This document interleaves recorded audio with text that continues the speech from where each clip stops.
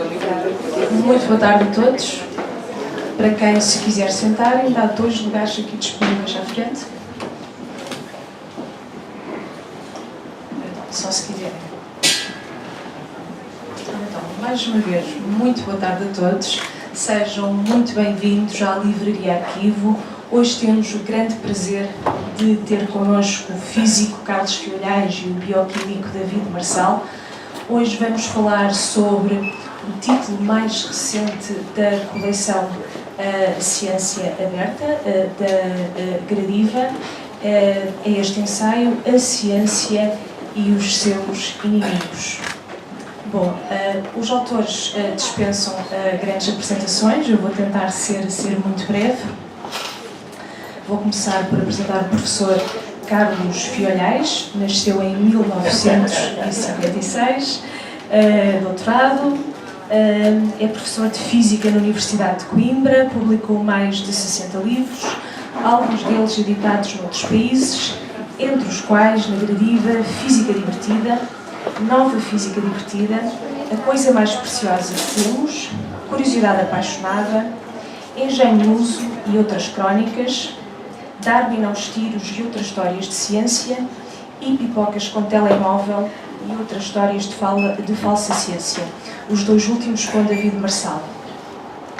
Foi diretor da Biblioteca Geral da Universidade de Coimbra, é um dos cientistas e divulgadores de ciência mais conhecidos em Portugal. Foi agraciado com vários prémios e distinções, entre os quais o Globo de Ouro da SIC e a Ordem do Infante Dom Henrique. Foi vencedor do Grande Prémio Ciência Viva Monte Pio 2017.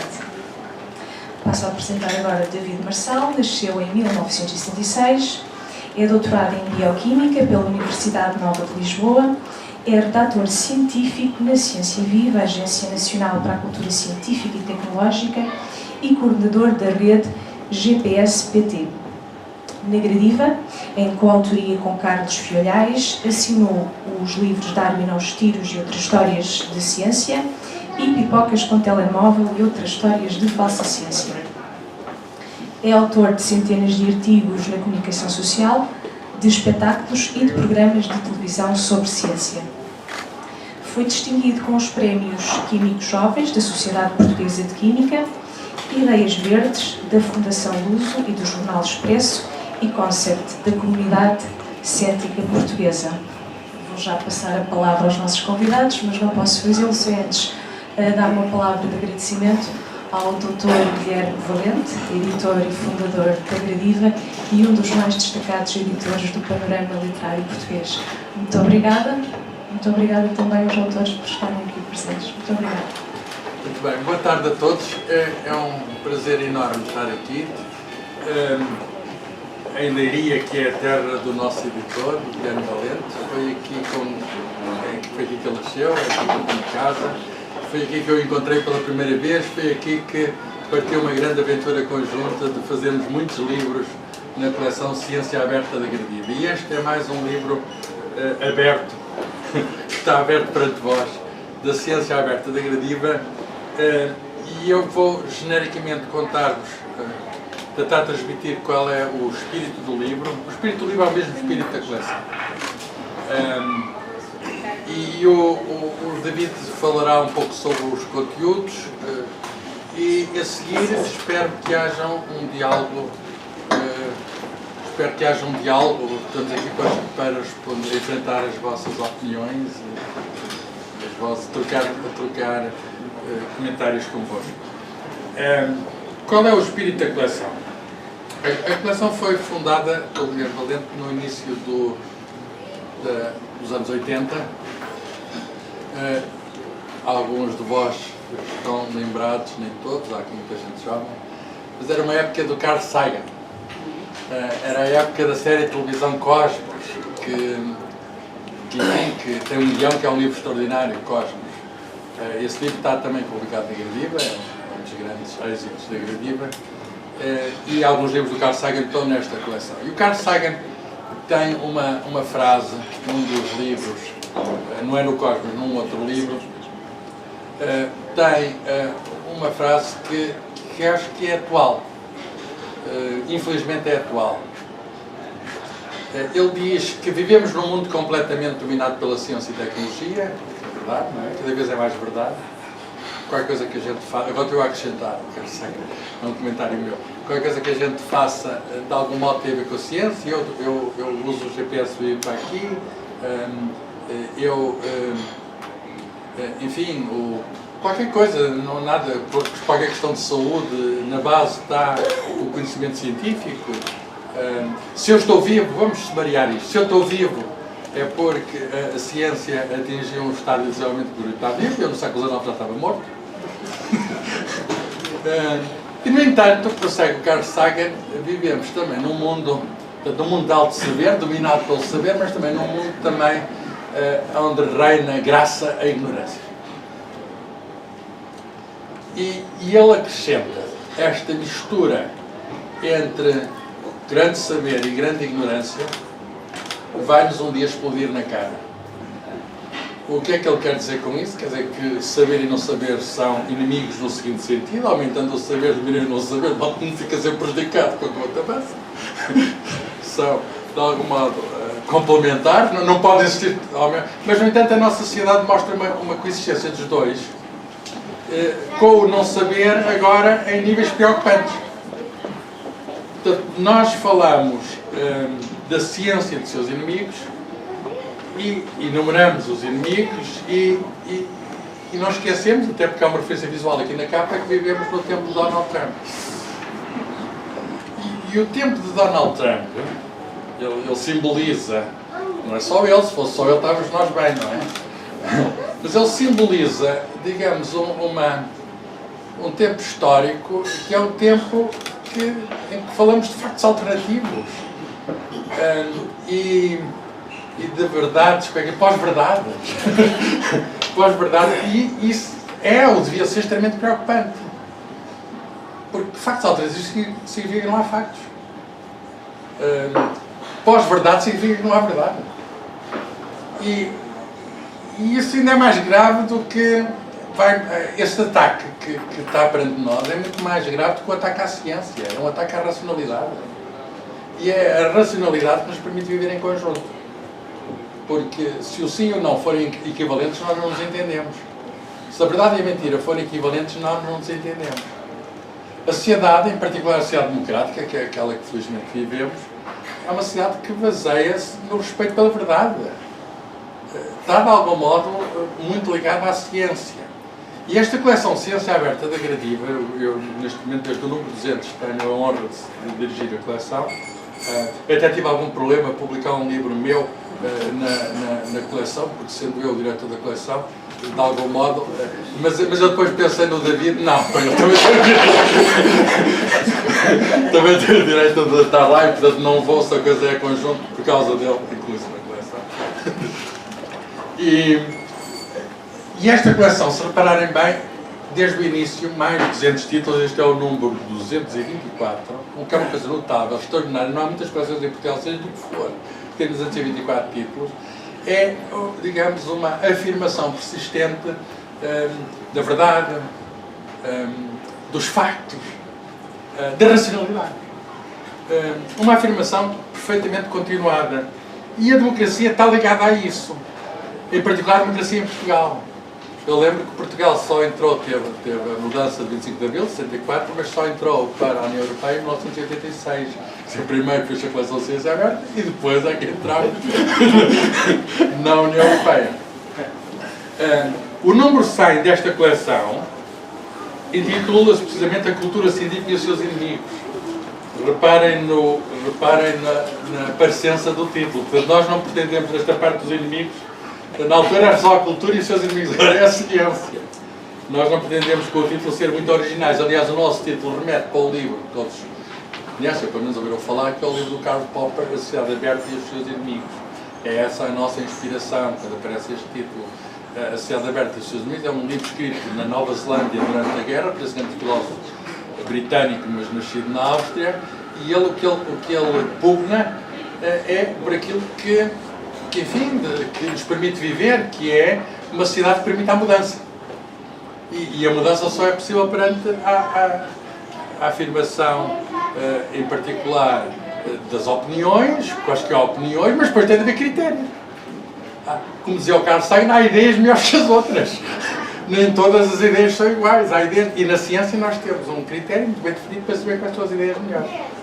Portanto, esse é, digamos, o sumário desta coleção Ciência Aberta, e não é por acaso que o número 200 desta coleção chama-se Ciência e Liberdade. Ciência e Liberdade. Liberdade nós associamos à democracia, mas podemos e devemos associar também à ciência. Porque a ciência é o livre pensamento, é digamos, a possibilidade de formular qualquer ideia, mas depois temos de ter o tal crivo que permite distinguir as boas ideias das más ideias, quer dizer, aquelas que podemos chamar de ideias científicas, são aquelas que estão de acordo com o mundo, aí desempenham papéis de observação, de experimentação, o raciocínio lógico.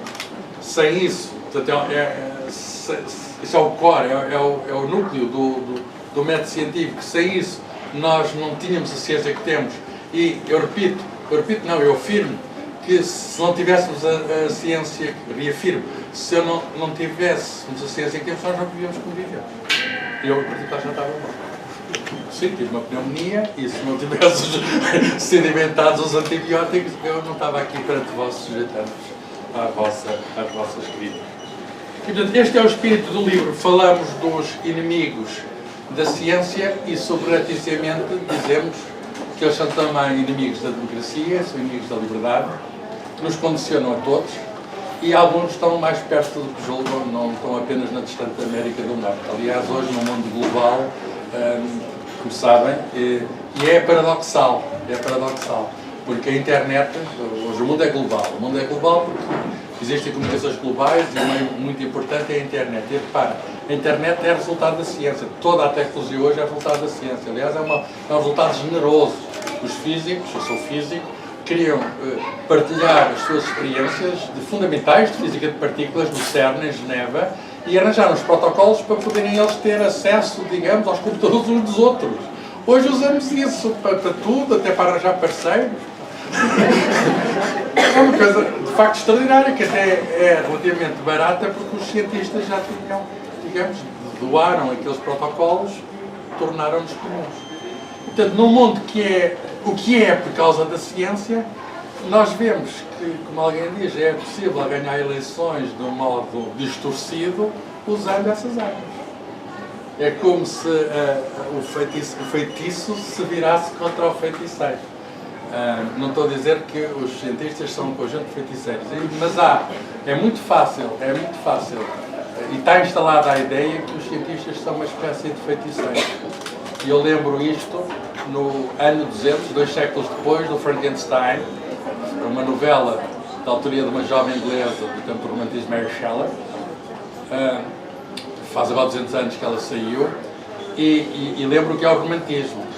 O romantismo é uma reação até natural. O mundo faz parte do mundo, há ações e reações. Um movimento até natural contra alguma arrogância e triunfalismo da ciência, no chamado iluminismo no século XVIII.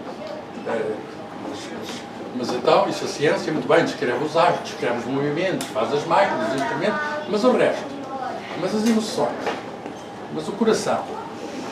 E o romantismo é precisamente isso. Então, aquela menina, completamente apaixonada, o Shelley era um homem casado com filhos, mas era o amante dela, e pai já de filhos dela, ela já tinha um filho dos braços. Ela escreve o livro com 18 anos.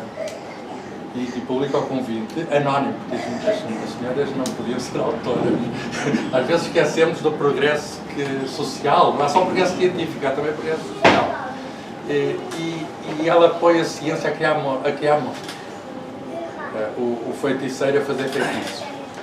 E essa imagem está muito colada à ciência. Já apareceu no teatro, no cinema, a imagem está por aqui. Nós podemos, e neste livro interrogamos se essa imagem é uma boa imagem da ciência. Então, se enfim, estão a olhar para mim, eu sou cientista, podem perguntar-me se eu já fiz algum Frankenstein.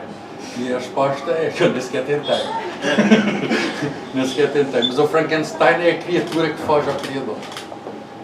Hoje em dia há a genética, as questões da moderna genética, e há quem defenda que ainda pior do que isso, ou pode ser potencialmente pior do que isso, a inteligência artificial.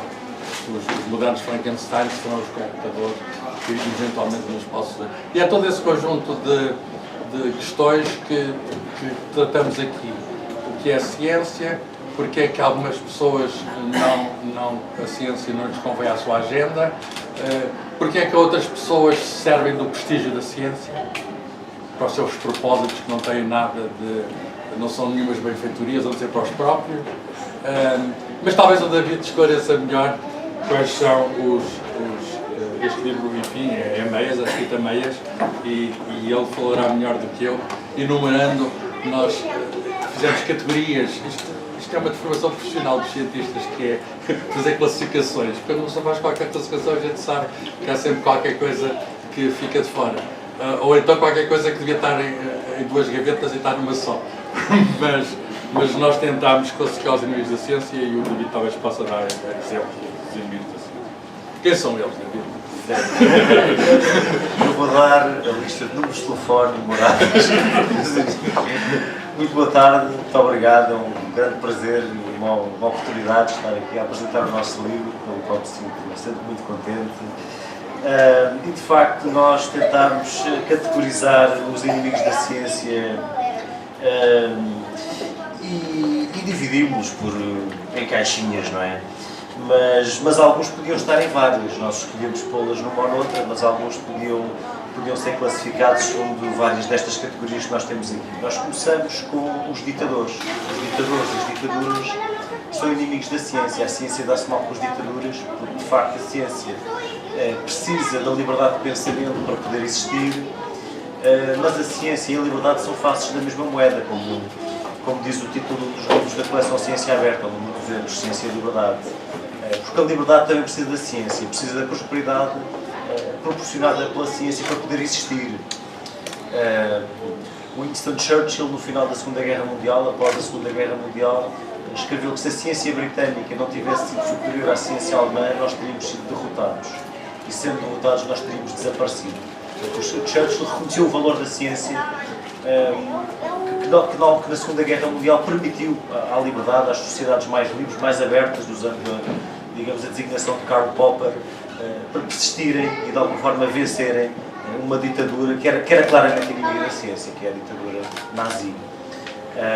Por exemplo, um jovem escocês, já em plena Segunda Guerra Mundial, propôs uma invenção utilizando radiação micro-ondas, que era o radar. Essa invenção permitia detectar os aviões alemães com grande facilidade, e foi nessa altura que se criou o boato de que a senhora faz os olhos bonitos e faz ver melhor. Portanto, foi um boato lançado pela Força Aérea Inglesa para justificar que os nossos rapazes andam a comer muita cenoura. Por isso é que eles veem tão bem à noite os aviões alemães. E isto era difícil de acontecer na Alemanha nazi, porque numa ditadura importa mais quem está acima na hierarquia do que quem tem razão ou quem tem provas. É mais importante a hierarquia do que as provas. E por isso a Alemanha nazi perdeu todas as corridas científicas importantes em que se meteu. Porque também nas ditaduras os cientistas, até pela sua liberdade de pensamento e porque a ciência também é uma parte do humanismo, muitas vezes são perseguidos, e isso aconteceu na Alemanha nazi, aconteceu na União Soviética de Stalin. Por isso as ditaduras não são muito amigas da ciência, e a ciência também não é muito amiga das ditaduras. Portanto, nós damos esse exemplo dos ditadores, são os primeiros inimigos da ciência. Também falamos de Portugal, falamos da ditadura do Estado Novo, no qual alguns cientistas foram proscritos, alguns foram impedidos de dar aulas, foram saneados da função pública, ou foram obrigados mesmo ao exílio. Também tivemos aqui alguns problemas com a ciência em Portugal no tempo da ditadura. No capítulo seguinte falamos dos ignorantes, um capítulo que fizemos quase exclusivamente para albergar o Sr. Donald Trump, mas não só. Nós sabemos que Donald Trump, além do inimigo da ciência, claro e assumido,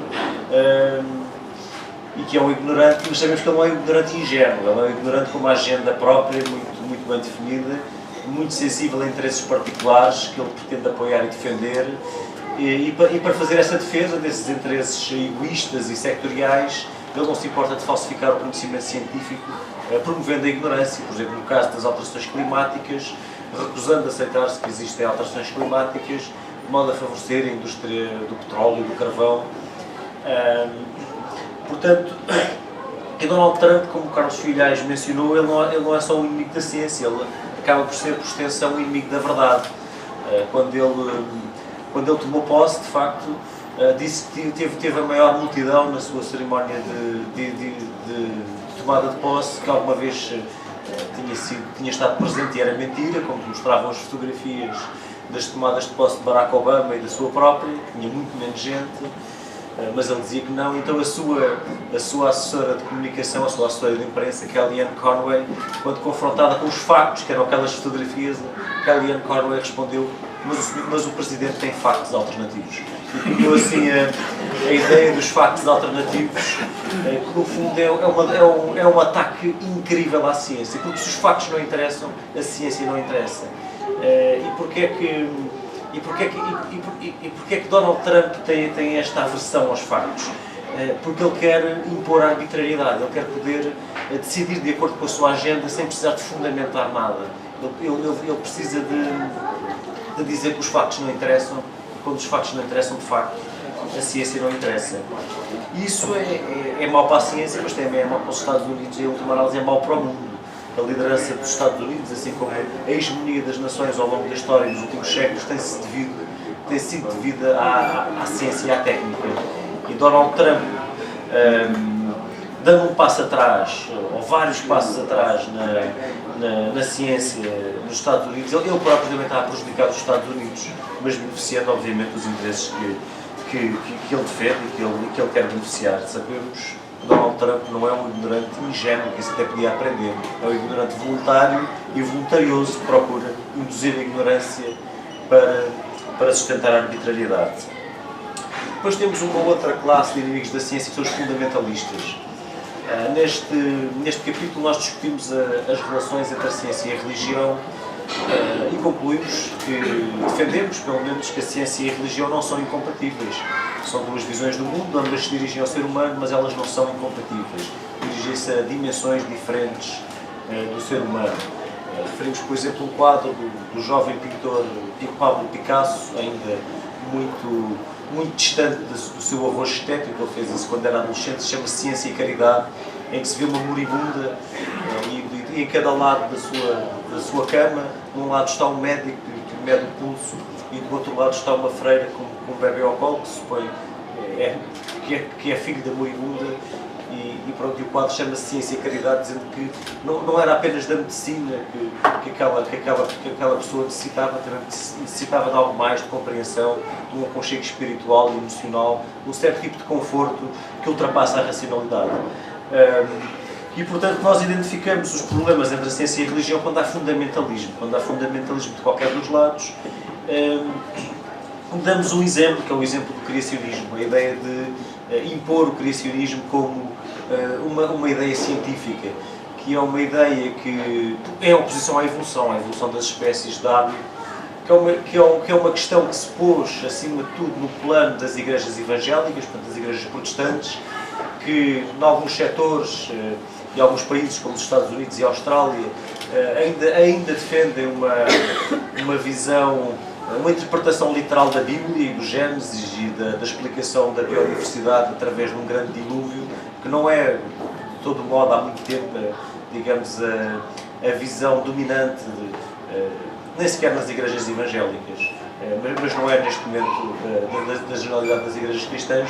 Discutimos essa questão, que por acaso já está, pelo menos do ponto de vista teórico, já está resolvida, porque em 1996 o Papa João Paulo II, numa comunicação à Academia Pontifícia das Ciências, reconciliou a evolução com a religião católica, dizendo que Deus, a dada altura, introduziu uma alma, a dada altura da evolução, introduziu uma alma humana num animal e reconciliou a Igreja Católica com a evolução. Não quer dizer que seja uma visão consensual. Hoje em dia ainda há, no seio da Igreja Católica, pessoas, nomeadamente cardeais e pessoas importantes, que se opõem à evolução e que só defendem apenas uma evolução, aceitam apenas aquilo que seria uma evolução guiada e conduzida por Deus, portanto retirando, por exemplo, a aleatoriedade, ou seja, que não aceitam que seja um processo não conduzido. No entanto, obviamente que a evolução por seleção natural é, por definição, um processo não conduzido.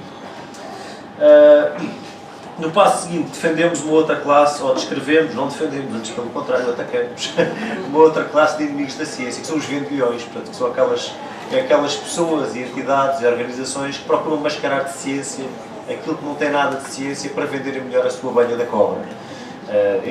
Fazem um embrulho para parecer ciência, mas não, são conhecimentos pré-científicos, ou então são simplesmente falsa ciência. E fazem isto porque a ciência hoje em dia tem credibilidade, as pessoas confiam na ciência por boas razões.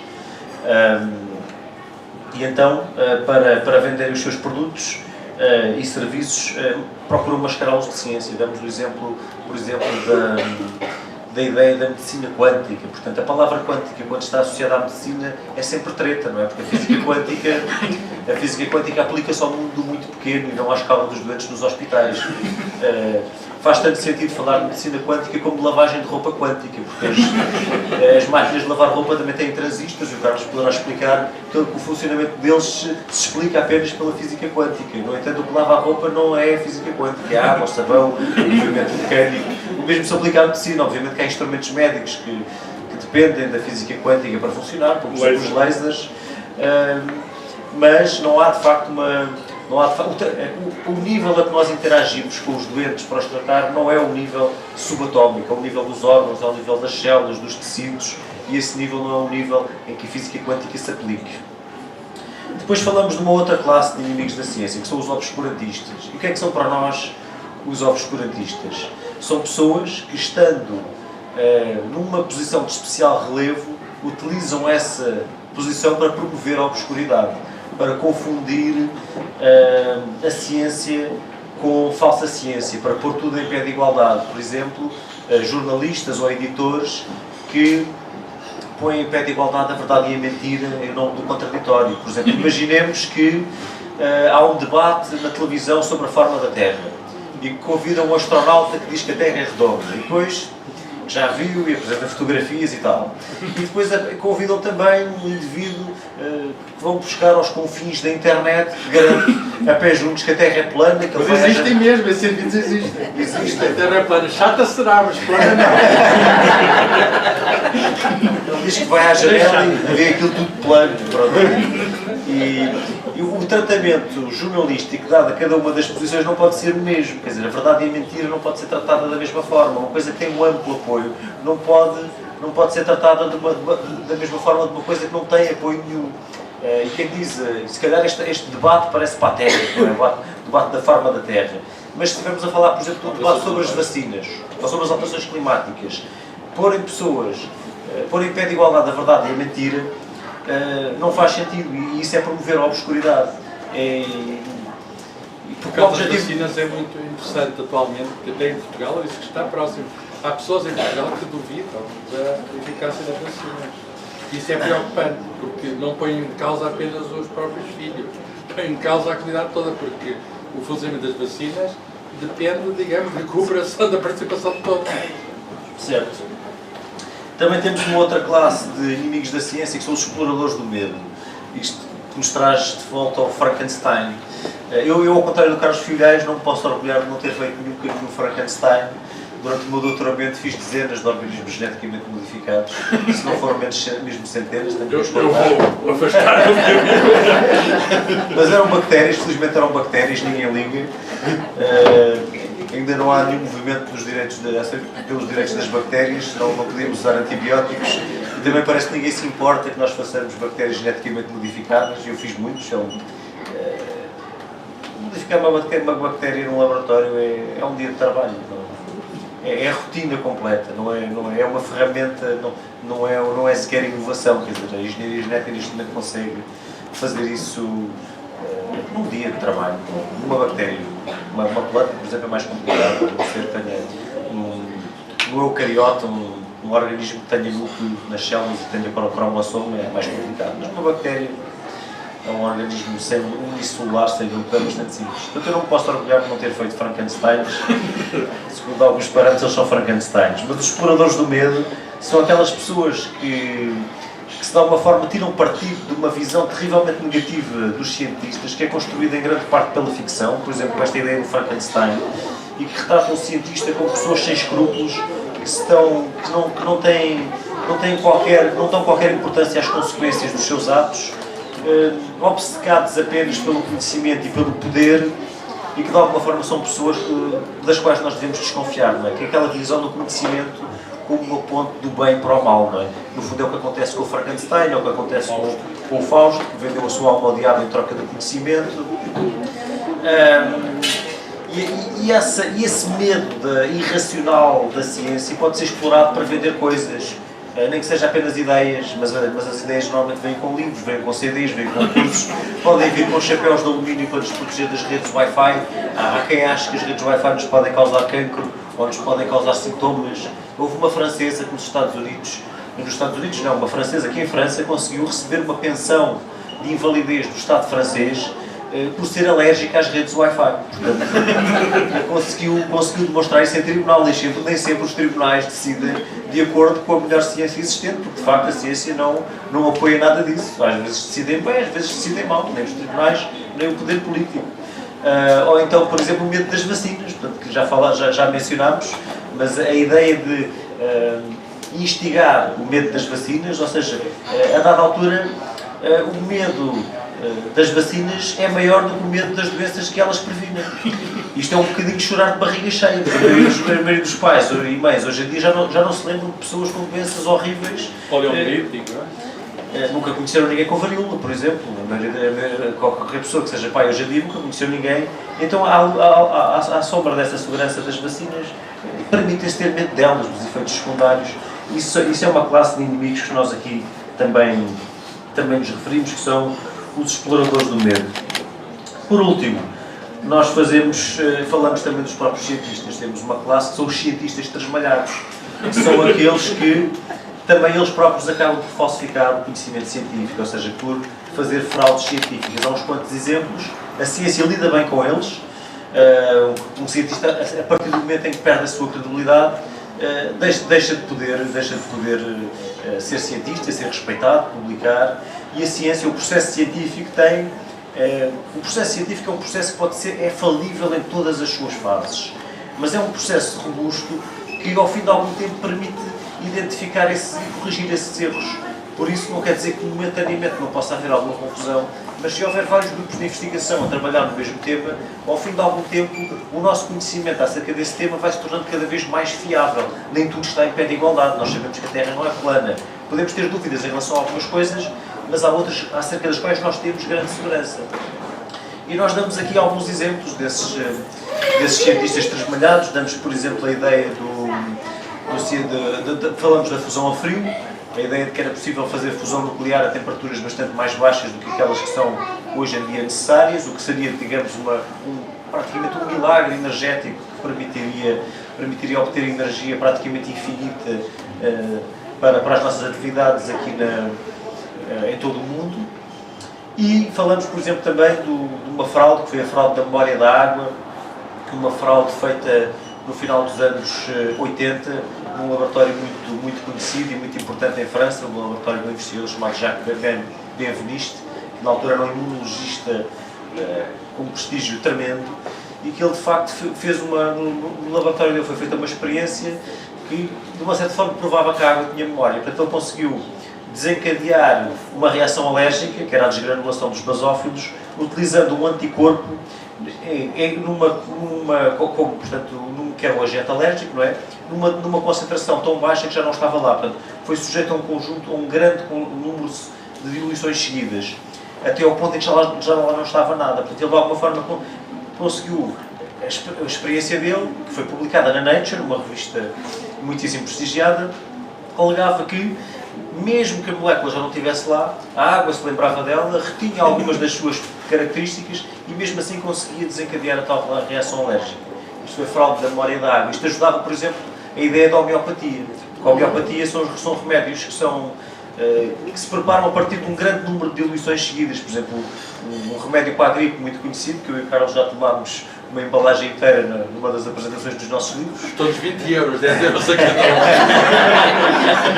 Esse remédio é feito a partir do fígado de pato, do extrato de fígado de pato, e é uma diluição 30C, ou como os homeopatas dizem, uma potência 30C. Portanto, são 30 diluições centésimais seguidas, ou seja, dilui-se 100 vezes, tira-se uma gota dessa diluição, dilui-se outra vez 100 vezes. Obviamente no final disto não sobra nada, mas esta experiência da memória da água dava uma esperança a isto. E os homeopatas ficaram todos contentes, mas ficaram só durante um mês, porque no mês seguinte surgiu um outro artigo a dizer que estes resultados não se tinham confirmado. Isto foi a fraude da memória da água, e de facto o investigador que era responsável por ela e que não reconheceu o erro, não reconheceu que estava errado, acabou por ser, digamos, afastado da comunidade científica, como acontece com outros. Eu sobre esta questão da credibilidade dos cientistas, gosto de contar uma história. Eu fiz um curso de paraquedismo. Eu era muito novo, tinha 17 anos, a minha mãe tinha filhos, ela tinha filhos. A minha mãe teve que assinar uma autorização e teve que pedir, consegui convencê-la. E depois estive lá em Évora a fazer o curso de paraquedismo e aprendi todas as situações de emergência. O que fazer quando se fosse aterrar em cima de fios elétricos, do mar, própria atenção, em cima de uma vaca, por exemplo. E às tantas eu estava assim um bocadinho distraído e fiz uma pergunta um bocadinho parva, perguntei assim ao instrutor: então o que é que acontece se o reserva também não abrir? Se o paraquedas reserva também não abrir? E ele respondeu-me: não te preocupes, isso também só acontece uma vez. Isto é um bocadinho... Só te acontece uma vez. Isto também é um bocadinho como os cientistas e as fraudes. Também os cientistas, quando são apanhados de uma fraude, também é só uma vez, porque a seguir são proscritos da comunidade científica. E estes são as classes de inimigos da ciência que nós identificamos. Muito bem, obrigado pela vossa atenção.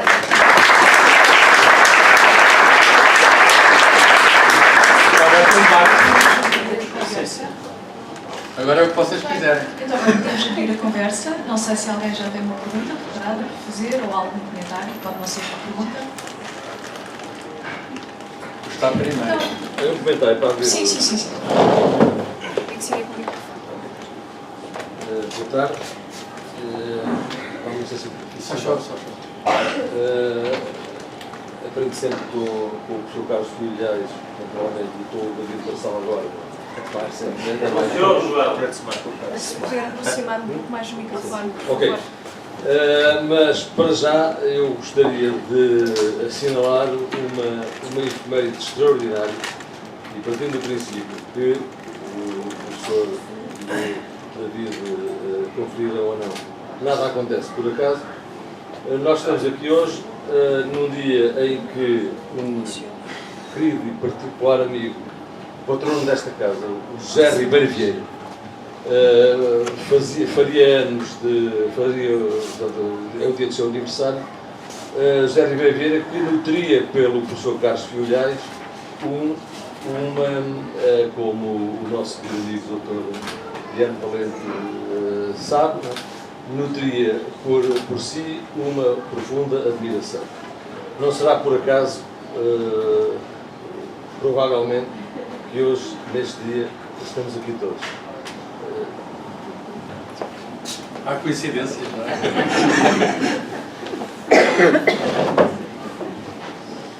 Alguma pergunta? Então o título do romance está errado. Não há coincidência. Esse título pelo menos está errado.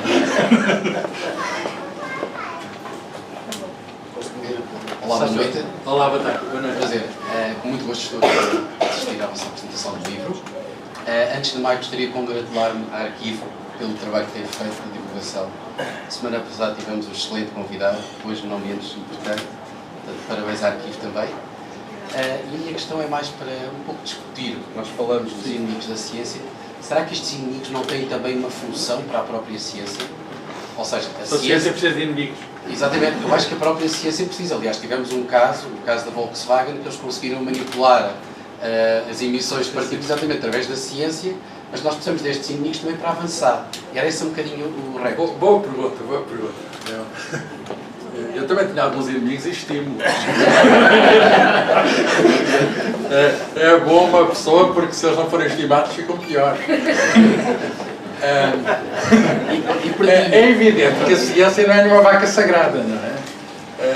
Não é preciso dizer isto, não é? Uma pessoa olha para ela e não tem aspecto de vaca, e muito menos de sagrada. A ciência é uma atividade humana que dá resultados, os resultados são conhecidos, mas é uma atividade humana. O que significa que, como foi dito, como mostra estes exemplos dos próprios enganos e erros voluntários ou involuntários, cientistas, que está sujeito a erros. E, portanto, é muito bom que exista atenção sobre a ciência, vigilância sobre a ciência. A ética. A ética significa o que devemos fazer.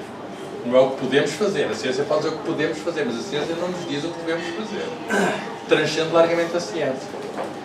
Portanto, a ciência é, digamos, uma atividade humana, mas está longe de ser a única. A ética é outra, a religião é outra. Eu não confundo ética e religião, são duas questões distintas, embora haja princípios éticos incorporados em muitas religiões. Não é preciso ser, evidentemente, pertencer a uma igreja para ter princípios éticos. A arte é uma outra atividade humana que transcende a ciência, tem pontos, todas elas, aliás, têm pontos para a ciência, mas não são ciências. E, portanto, professor, sim. Se pudesse puxar o microfone um bocado mais para si.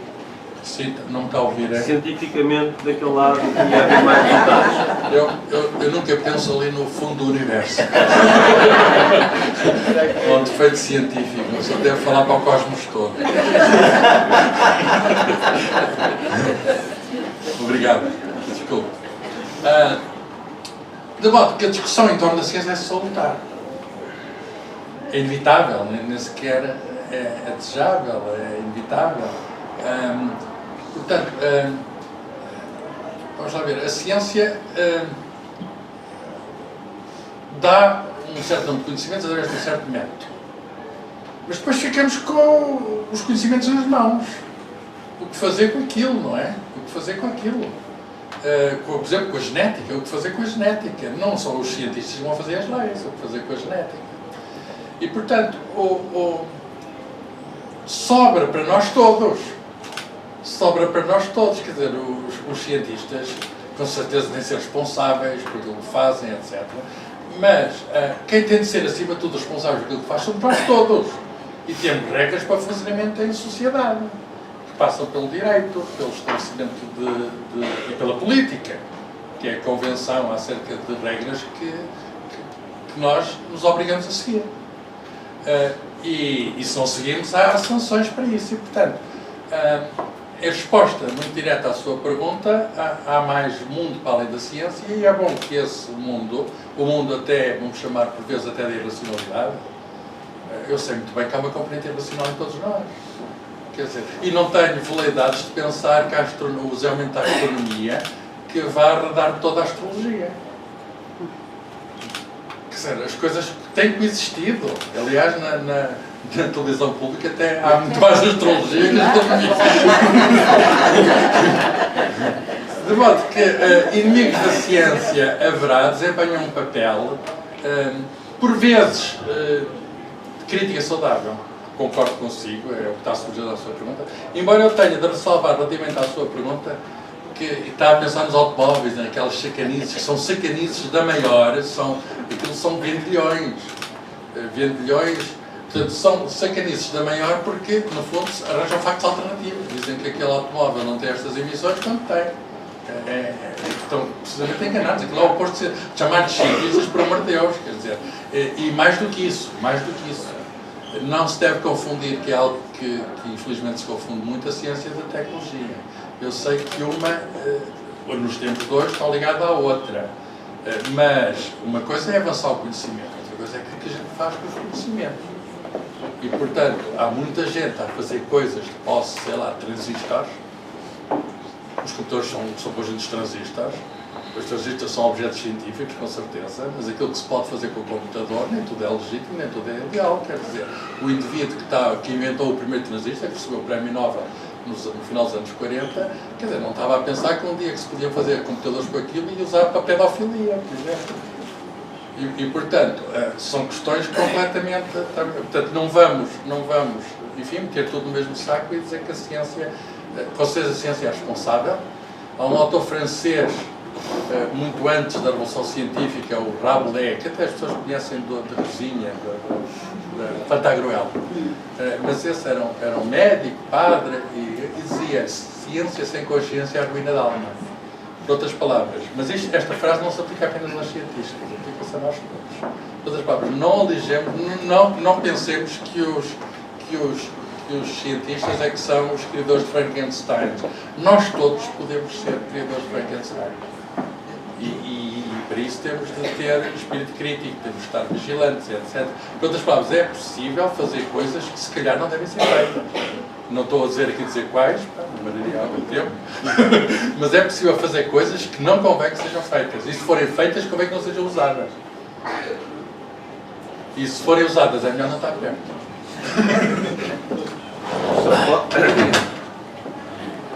Posso... Sim, sim. A minha madama antecipou-se. Peço desculpa. Obrigada aos dois por estarem aqui presentes. Eu também tinha uma questão relacionada com a ética que referiu agora, que é tão importante e que muitas vezes os cientistas não têm formação de ética no seu percurso científico. E há coisas que até podem planear, projetar, experiências que até podem ter um significado muito importante e que depois vão esbarrar com questões éticas. E portanto, era para saber o que é que pensam, como podemos contornar, ou o que é que o futuro nos reserva, porque hoje em dia praticamos formas de eugenia, quando fazemos seleção de embriões, por exemplo, quando identificamos doenças geneticamente transmissíveis nos progenitores, não é? Podemos, já fazemos, e a lei permite que selecionemos os embriões que não têm a lesão, que não têm a mutação, para criar uma criança que seja saudável. Para onde vamos? Hoje em dia já utilizamos próteses que permitem, por exemplo, que pessoas que têm dificuldades motoras possam ser meio homem, meio autómato, quase, não é? E para onde é que isto nos leva? E, portanto, a ciência é fundamental, tem que ser.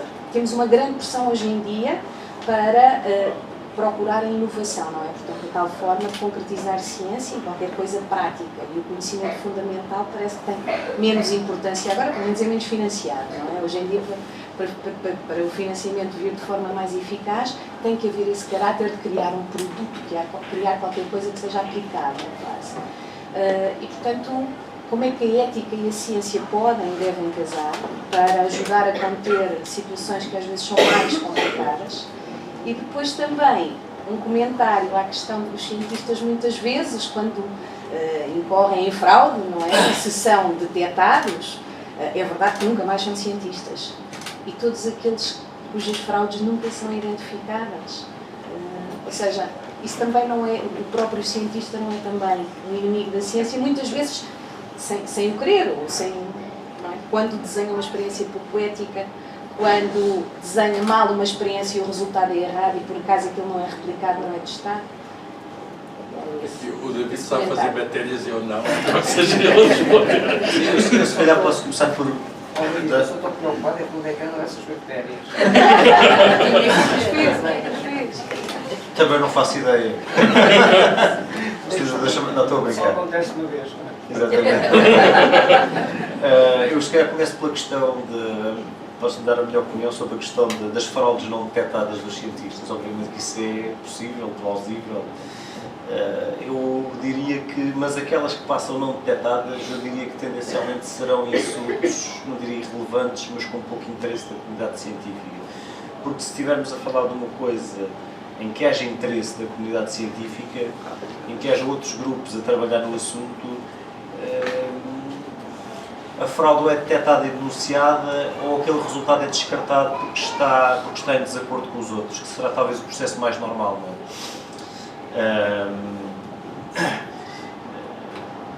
Sim, portanto, eu diria que, tal como hoje em dia nós temos grandes notícias de julgamentos que envolvem crime económico e crime que envolvem juízes até, E obviamente que às vezes quando ouço estas notícias penso em todos aqueles que não foram apanhados, como é que isto se... E obviamente que sem dúvida a criminalidade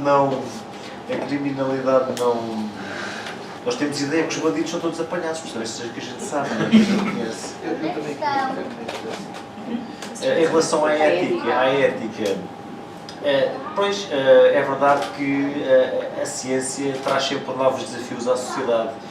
Também há uma história que eu gosto muito, que é quando se começou a desenvolver a aviação comercial nos Estados Unidos, no início do século XX, os proprietários dos terrenos que estavam convencidos que eram donos do terreno até onde conseguissem escavar e toda a coluna dar por cima da sua cabeça, queriam impedir os aviões de passar, de sobrevoar as suas terras, e ainda houve uns processos em tribunal, mas depois os tribunais acabaram por decidir que é bem no bem comum, não é? Que os aviões podiam sobrevoar as terras dos cowboys e que não tinham que pedir autorização, senão nunca teria havido o desenvolvimento da aviação comercial, a não ser transatlântico, por cima do oceano. E obviamente que a genética hoje em dia, sem dúvida que é uma área, e outras como a inteligência artificial, que também nos trazem desafios, mas a genética em particular é uma área que nos vai trazer ainda mais desafios. De facto, agora as coisas que são possíveis fazer com a genética, que já foram feitas em certa escala com a genética, parecem quase ficção científica. E ainda há outra questão, que é a questão de a maioria das pessoas não se apercebeu. Porque a genética, a estrutura do ADN e do hélice foi determinada por Watson e Crick em 1953. A partir daí criou-se um grande entusiasmo à volta da genética, mas depois durante 60 anos não aconteceu nada. Praticamente a genética não servia para nada, a engenharia genética não servia para nada, servia para o conhecimento fundamental, mas não afetava de facto as nossas vidas.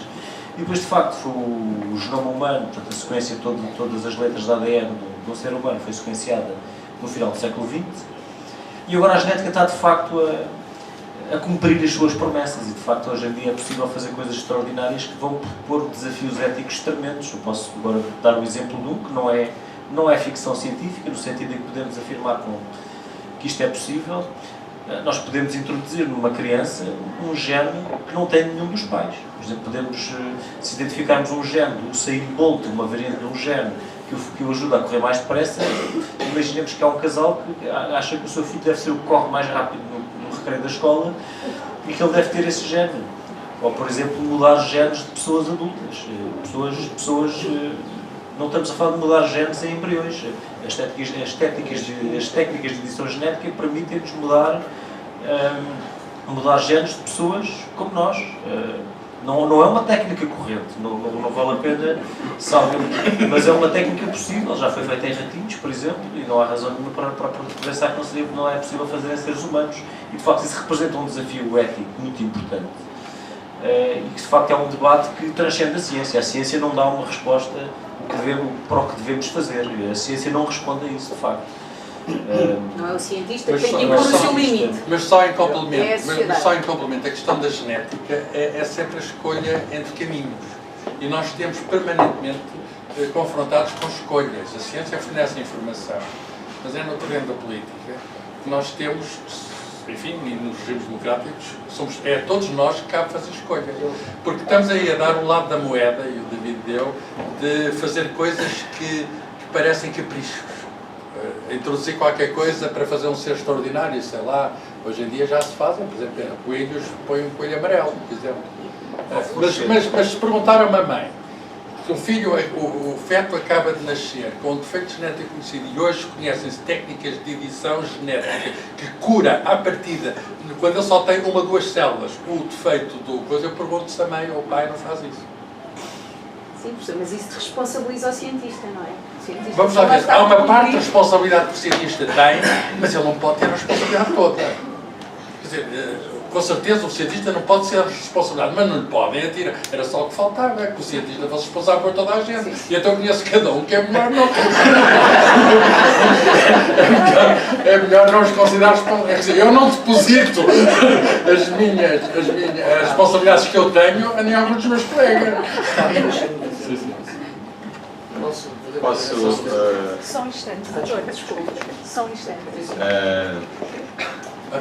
Esta questão um bocado mais, bem no seguimento disto temos vindo a falar, um bocado mais um bocado filosófico. Ou seja, no passado a ciência foi limitada por vezes porque ia contra o que era reinante, fosse na igreja, fosse no reino, não se podia dizer que a Terra era redonda porque ela era plana. Quem dissesse que era redonda ia para a fogueira, como aconteceu. E a minha questão tem a ver com os limites, que é um bocado um contrassenso face ao que é a definição de ciência, de limitar a ciência.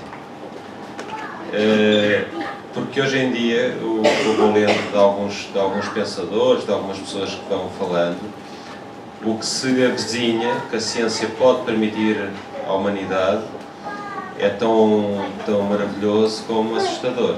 Exatamente, estamos de acordo. E quando nós pensamos que há quem fale no ser perfeito, como se falou aí, não estou a falar do coelho amarelo, mas estou a falar do ser que não vai ter doenças e que vai ser forte como Mike Tyson, vai ser veloz como o Bolt, vai ser um ser perfeito. E há já também quem fala da imortalidade, que há quem esteja a investir fortemente nisso. Há quem não queira morrer. Há quem não queira morrer. E se a gente pode-se a pensar que num futuro breve, mesmo que isso aconteça, será para meia dúzia, nós também sabemos que passados uns anos será para todos, e o mundo vai conseguir ter uma população com a dimensão que tem, imortal, e a reproduzir-se. O mundo não aguenta, se todos quiserem viver o mundo, a Terra. Mas também há a questão de pensarmos, por exemplo, numa Coreia do Norte ou outra coisa qualquer, que podem mexer no seu exército e retirar-lhes o medo do género dos soldados, retirar-lhes o medo e põe-lhes a coragem, põe-lhes também, ou seja, a ciência, com tudo o maravilhoso que ela tem, também pode caminhar para pôr um bocado esta estabilidade do mundo, que já não é muito estável, em causa. E a minha questão tem mais a ver com os limites da ciência. Se devia haver limites para o que se está a estudar e para o que se... Eu respondo de modo muito simples, até porque o Guilherme quer falar agora. Não deve haver limites para aquilo que se conhece. Aliás, isso não faz sentido nenhum, porque é a questão da liberdade. O nosso cérebro é muito difícil, é impossível pôr limites àquilo que podemos pensar. A nossa imaginação, que é o braço armado do cérebro, não é? Por definição, não pode ter limites. Agora, o que pode e deve ter limites aquilo que se faz, aquilo que se sabe. E primeiro o que se pensa, depois o que se sabe, isso deve ter limites. Esses limites, eu repito, devem ser limites convencionados por, não pode ser um fulano a dizer quais são os limites. Devem ser convencionados pela sociedade. E também a experiência histórica ensina-nos que esses limites mudam com o curso da história. E, portanto, há coisas que nós julgávamos que não se deviam fazer e hoje fazemos. E eu estou convencido que essa discussão é uma discussão que vai estar permanentemente connosco. Em níveis diferentes, com factos diferentes, etc. Mas temos de estar preparados, temos de nos habituar, não é? Temos de nos habituar que estas questões, que são questões, no fundo, do futuro humano. O futuro humano depende da ciência, com certeza, mas depende, acima de tudo, dos seres humanos.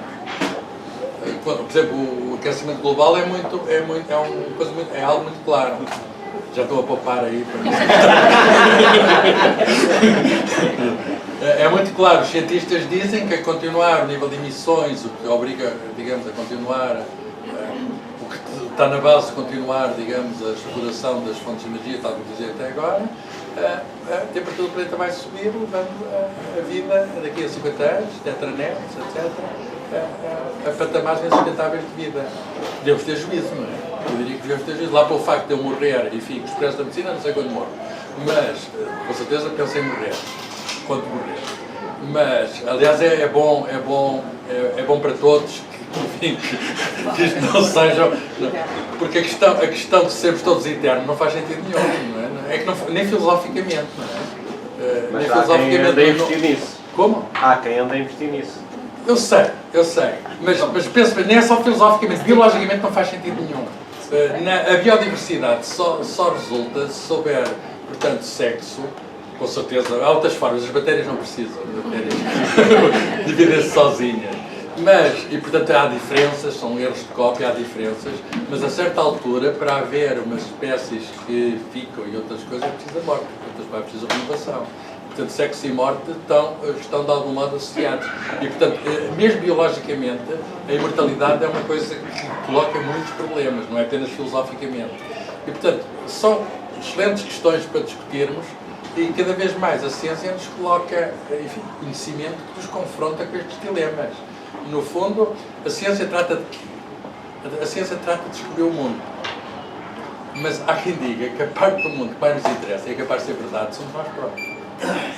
Se a ciência nos diz alguma coisa, é que nós somos apenas uma parte do mundo, feitos de átomos como o resto do mundo, etc. Mas temos esta capacidade maravilhosa, que não encontramos ainda no outro planeta, de podermos, de algum modo, saber e aplicar o saber. Não há nenhuma outra espécie humana, isso tem a ver com a capacidade do nosso ser. Não há nenhuma outra espécie animal nenhuma outra espécie viva, que consiga fazer aquilo que o homem faz. E isso acarreta as responsabilidades. Por outras palavras, é já bem visível que nós podemos alterar o ambiente. Era trágico se o ambiente nos alterasse a nós. Não é? Portanto, tem também o equilíbrio do nosso com a natureza e isso, digamos, com os melhores conhecimentos científicos, querendo ser otimistas, os científicos são otimistas. Os científicos são otimistas até por uma razão. É que eles sabem que amanhã vão saber mais, ou sabem pouco que amanhã vão saber mais, não é o próprio há de ser alguém que vai saber mais. O dia seguinte, o dia da manhã é sempre um dia de novidades. E, portanto, eu estou convencido que vamos ter juízo e que vai haver novidades e que a inovação de que o Alcácio falou vai nos proporcionar fontes de energia alternativas que nos permitam, enfim, deixar de viver do carvão e do petróleo, que de uma maneira ou de outra não poderíamos viver a longo prazo do carvão e do petróleo, porque sabemos que os tamanhos dessas reservas são finitas. Agora, temos de estar alerta, vigilantes, e temos de ter aquilo que pretendemos comunicar neste tempo, que é a cultura científica, de saber o que é a ciência, saber como é que funciona, saber quais são os limites, saber que há coisas para além da ciência e falarmos todos uns com os outros. O que estamos a fazer aqui hoje. É um otimista. Sou mesmo otimista, sabe porquê? O otimista é aquele que ganhou uma aposta com o pessimista. Ele diz, não pode. Pode. Desculpa eu ter-me levantado, mas custa-me um bocado falar de costas para as pessoas. É uma coisa... Não, vocês desculpem, eu fico assim de joelho. Não é preciso. Está ali gente lá fundo. Eu com estas tecnologias fico ainda estou um bocadinho preocupado com isso das bactérias. Ele disse que fez montes de bactérias. Modifiquei. Sabe que isso dá e é onde pode chegar. Bom, Guilherme, tem que chegar mais ao pé da boca, senão lá não se ouve. Mas isso está desinfetado. Eu gostava, eu há bocado estava com esse sentimento, eu gostava de tornar isto um pouco mais complexo. O que é fácil. Uma homenagem ali ao meu amigo David Marçal, jovem amigo, é muito novo, este combate que eu e o Carlos travamos há muitos anos. O Carlos é um grande companheiro nesse combate e tivemos muitas vitórias. Não é? Isso é que sou otimista, estão a ver? Tivemos muitas vitórias. Depois começámos a ter derrotas.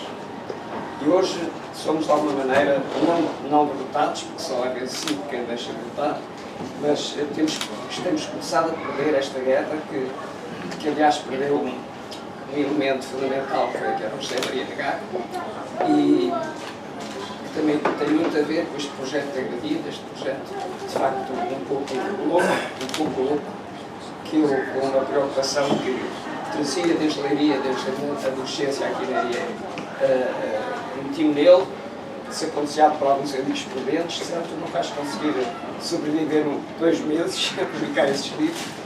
E eu meti-me neste projeto porque o problema que eu tenho comigo mesmo desde essa idade e continuo a ter é porque é que Portugal, para usar uma expressão do Carl Sagan famosa, porque é que Portugal não participa também, como os que participam mais,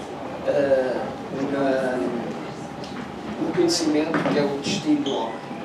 Carl Sagan dizia que o conhecimento é o destino do homem. E eu acrescento, sem ser o Sagan, acrescento algo que eu acho que eu subscreveria. Eu acho que o destino do homem é o conhecimento e a solidariedade. E de alguma maneira eu responder à sua questão, é que o Carl Sagan respondeu. Aliás, eu acho que toda a obra de Carl Sagan é responder à questão que a Maria pôs. Portanto, eu sugiro-vos, antes de mais, que leiam qualquer livro de Carl Sagan, que encontra lá a resposta a esta questão. A Maria certamente fez uma isto não é politicamente correto, mas agora dava uma estalada em caminho. Isto é propósito para chocar. Mas eu acho que a Maria fez eu acho que a Maria pôs essa questão, era uma questão, digamos, retórica, para que as pessoas... Portanto, esse problema que foi colocado resolve-se com mais conhecimento, com mais instrução, com mais liberdade, com mais democracia, sobretudo, e é uma palavra-chave, com melhor educação. Não é por acaso que eu e o Carlos, ao combatermos com a ciência, combatemos também com a educação. Nós fizemos um manifesto que se chamou o Manifesto para a Educação para a República. Depois pensei nele a propósito e por isso eu disse então. Foi talvez na história recente de Portugal, conheço o manifesto que teve mais assinaturas em menos tempo. Lembro-me que José Maria de Gago era ministro nessa altura da ciência e deu uma entrevista a um jornal, penso que ao Diário de Notícias, e que disse: eu não assino o manifesto porque sou ministro, mas se não fosse, eu assinava o manifesto. Na verdade, desculpa-me esta lateralização, aqui para o Carlos, eu acho que sou o único homem no mundo a saber porque é que o José Maria de Gago não fez uma coisa que eu e o Carlos achávamos que ele devia fazer, que era que quando aceitou ser Ministro da Ciência, ser também Ministro da Educação. Mas isso pode ficar para uma conversa qualquer, que eu possa revelar esse fim, que eu convencido que sei qual é a razão. Era uma razão profunda, uma razão de grande lucidez sobre a realidade que se estava a viver. Se querem um bom exemplo, que o David podia acrescentar, de expulsão dos factos, de total ignorância, do meu ponto de vista, eu já escrevi isso, portanto posso dizer, criminosa dos factos, é o que se tem passado na educação em Portugal. Há pouco falou-se, esta era a complexificação que eu gostava de sugerir ao David Universal. Há pouco falou-se na ciência, na religião. Eu acho que o problema é quando certas disciplinas, chamemos assim, certas procuras, até no juízo, pretendem reivindicar o papel de ciência. Isso é que é perigoso. Vamos dar um exemplo forte, para ver se choca alguém aqui, que eu acho que é fantástico buscar as pessoas, que é assim. Por exemplo, o que o Karl Marx fez foi pura astrologia. Faz 200 anos. Pura astrologia. E todavia, o Karl Marx é hoje seguido por, enfim, não sei quantos seguidores, e é atribuído aquilo que ele escreveu, um caráter científico. Fez astrologia. Se alguém quiser discutir este assunto comigo, terei muito gosto. Eu não. Terei muito gosto em apresentar.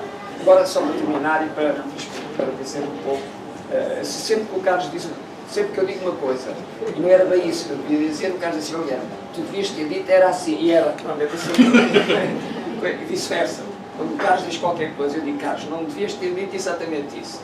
Portanto, sempre que o Carlos falou em verdade, eu devia ter dito procura da verdade. Mas o que estás de acordo? Porque a verdade não existe. É uma diferença subtil. Não, a verdade existe, há aproximações à verdade. Mas isto é um copo. Mas onde está? A verdade existe. A verdade existe. O que eu acho é que o que é importante é a procura da verdade. Ora, acontece que eu acho, Maria, que o maior inimigo de todos, é a cegueira ideológica, que é igual à ignorância. Porque é que se chama, porque é que o Carlos e o David Marçal e o próprio Sindicata combateu? É por uma coisa que se pode designar por espírito científico. É isso. Fundamentalmente é isso, é por espírito científico.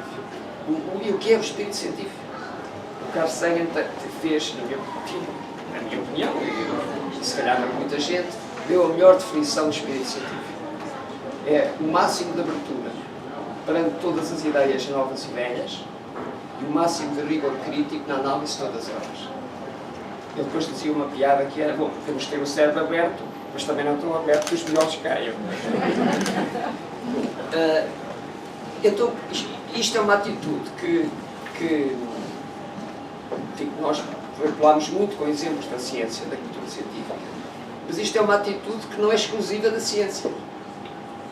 Isto é uma atitude que, e esse é o objetivo, que os seres humanos devem adotar, e esse também era o contato de Sagan, em toda a sua vida, em todas as manifestações da sua vida, em todos os seus campos de interesse.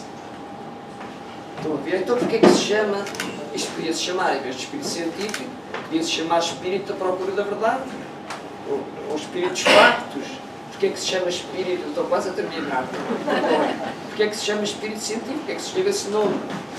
Porque a ciência era, de facto, na ciência, onde este espírito científico é mais facilmente, como disse David Marçal, verificado ou identificado. Estão a ver? E por isso que se chamou espírito científico. Mais fácil da ciência. Um corpo mergulhado num fluido recebe um impulso vertical de baixo para cima, igual ao peso do volume do fluido. Foi no Liceu de Viseu. Isto é uma lei, ele aprendeu. Mas porquê é que isto é verdade? Bom, isto é verdade, por exemplo, porque ao contrário do que eu penso e receio, os aviões voam. Senão os aviões não voavam e caíam sempre e os barcos iam ao fundo, não é físico que acho que é um bocadinho mais complexo. Esta reação dele. Não é só a impulsão no avião. Esta reação são as asas, é boa disposição do piloto. Esta reação dele é muito típica dos nossos, mesmo dos mais queridos e mais estimáveis e mais admiráveis e mais livres catedráticos. E é assim, ele achou que eu estava a entrar na área dele. Portanto, teve que dar um toquezinho. Mas subscreves o exemplo, sem dúvida. Não é? Sim, quer dizer... Mas nós queremos ouvir-te a explicar que o avião completamente... Isso posso. Mas estás de acordo que o princípio de Arquimedes é fundamental. Não é assim para os barcos e para os aviões. Para os barcos. Então eu retiro o exemplo que me era grato e passo o exemplo, mas perceberam todos o exemplo. Para os aviões percebem. Agora o que é grato? O que é importante? Podia-se chamar, por causa disso. E eu, se repararem nas coisas, não repararam, fizeram bem porque perdiam tempo e eram imprudentes. Nas coisas que escrevi, eu escrevi sempre ciências de educação, ciências entre aspas. E quando se fala em ciências humanas, diz que são ciências humanas. Isto para dizer o seguinte, é que de facto nas outras ciências, nas ciências como são a física, a química, é mais fácil manter a fraude. E isso só pode ser enfrentado, vou agora à resposta de Maria, exatamente com informação, que é isso que Sagan se aqui, que o Carlos tocou aqui, é preciso que as pessoas dão o conhecimento público da ciência. E a verdade é que, para terminar mesmo, o David Marçal disse que quando um cientista, quando se descobre uma fraude no cientista, isso é verdade, claro, ele nunca mais é nada, quer dizer, então, nas sociedades desenvolvidas, na América, o cientista basta, até nem é preciso nada tão grave para ser exatamente eliminado. Mas o que acontece é que, por exemplo, entre nós, e eu quando estou a falar nestas coisas, estou sempre a pensar no meu país. O meu problema é o meu país. Quer dizer, quero contribuir para a humanidade, naturalmente. Mas o meu sonho é poder contribuir alguma coisa para o país. A verdade é que o meu país, a fraude nas ciências, no sentido mais amplo das ciências humanas e não sei o quê, é qualquer coisa que não apenas não é denunciado, mas é mesmo premiado. O Carlos Filhais, o David Marçal e eu, ele tem colegas que continuam a ter chorudos subsídios todos os anos para fazerem aquilo que são fraudes científicas. E esse é um problema imediato que nós temos e que ilustra muito bem de que de facto a ciência, o espírito científico, quando conseguimos interiorizar, que a sociedade interioriza nas várias manifestações, na política, na convivência, na democracia e tudo isso, é qualquer coisa que pode fazer de facto as sociedades progredirem E é por isso que a ciência, o espírito científico, o princípio universal, é por isso que a ciência, a democracia, a liberdade cresceram juntos. Havia uma figura da Revolução Francesa, o Abbé Pierre, que por acaso morreu na guilhotina, depois começaram a matar-se uns aos outros, dizia que cultivem a ciência, estarão a cultivar a liberdade.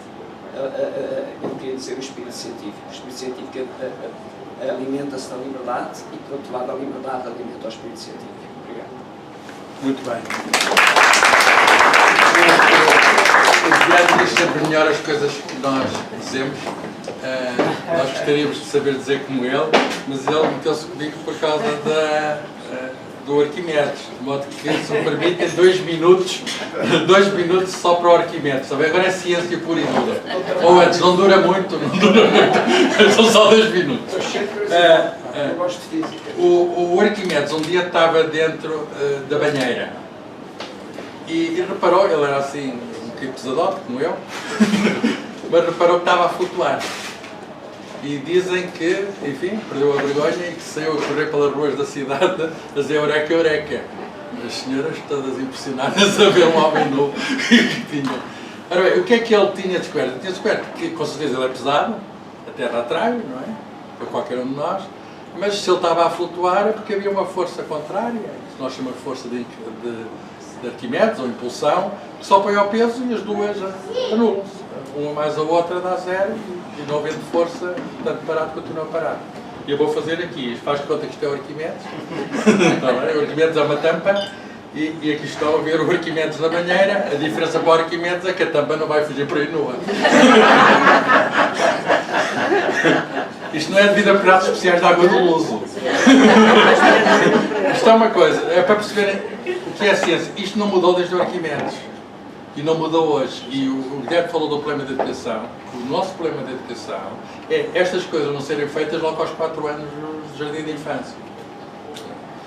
Ora bem, nós dizemos, usando uma linguagem, digamos, mais elaborada, que isto é menos denso que a água, o plástico é menos denso que a água, por isso é que ele flutua, e nós, enfim, com isto fazemos tecnologia, fazemos barcos. Mas isto é o princípio da engenharia naval.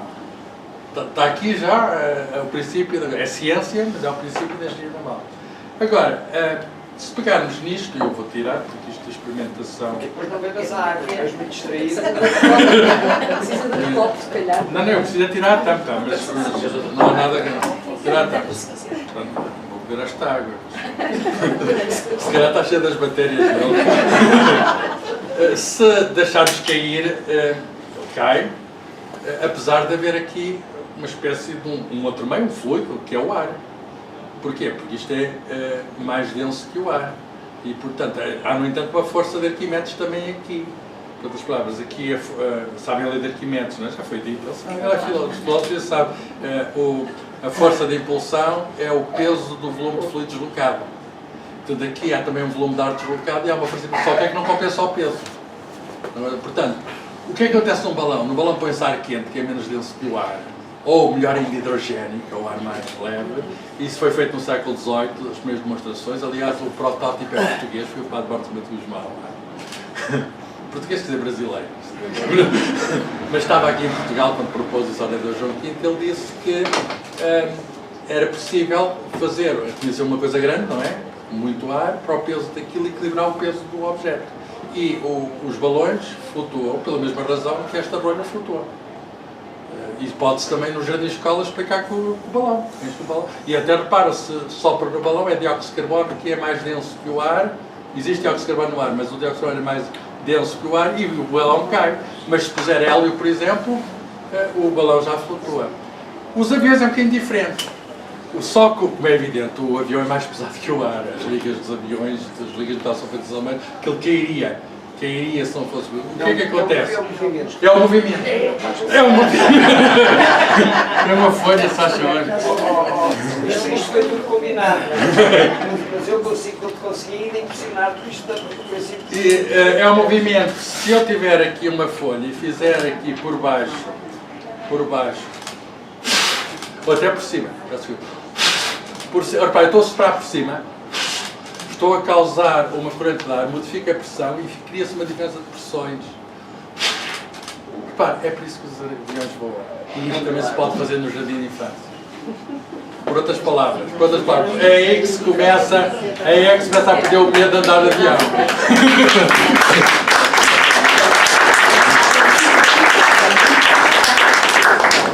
Foi só 10 minutos ou foi mais? Está aí uma pergunta. Só uma pergunta dentro desta linha. Realmente eu sou educadora de infância, faço experiências com as crianças, só tenho uma dúvida. Como é que explicam a uma criança a densidade? Não tenho que explicar a densidade. Eu falei aqui porque somos todos adultos. E já ouvimos todos falar de densidade. Mas não tenho que explicar. Eu já fiz experiências com crianças de 3, 4 anos e é classificar os objetos entre os que flutuam e os que afundam. Depois reparam, em vez de água, depois água salgada. Então os objetos já são diferentes. Quer dizer, por exemplo, o ovo. Já fiz experiências muito engraçadas. Sabem como é que se distingue um ovo bom de um ovo que não presta? Não é? É se flutua ou não flutua. Mas eu um dia fiz isso lá em casa e a água era a água do bacalhau. Todos os ovos bons flutuavam. Eu não percebi que era água do bacalhau, deitei fora os ovos todos. Esse tipo de coisas pode-se fazer com crianças. Meter o sal e transformar um ovo que está em baixo, ou o objeto, enfim, depende agora do objeto, mas pô-lo a subir, nem por falar em densidade. Aí eles começam a perceber que depende do líquido, quer dizer, tem de ser tudo lentamente, escusamos de usar palavras, às vezes o que assusta na educação científica é o uso de palavras fora do tempo, e muitas vezes quando aparecem as palavras é só uma palavra, mas mais tarde a palavra densidade aparece naturalmente. Mais leve que o ar, mais pesado que o ar, significa o mesmo que a densidade. Significa o mesmo volume, mas a mais. É isso que é a densidade. Eu admito que uma criança de 3, 4 anos não chega à noção de densidade. Não chega à noção, mas não é preciso. Mas não é preciso, está tão novinha, tem tanto tempo. Agora, o Guilherme também falou de uma coisa que é a questão da educação. O problema da educação existe em Portugal e existe no mundo. O nosso drama é que estamos em Portugal.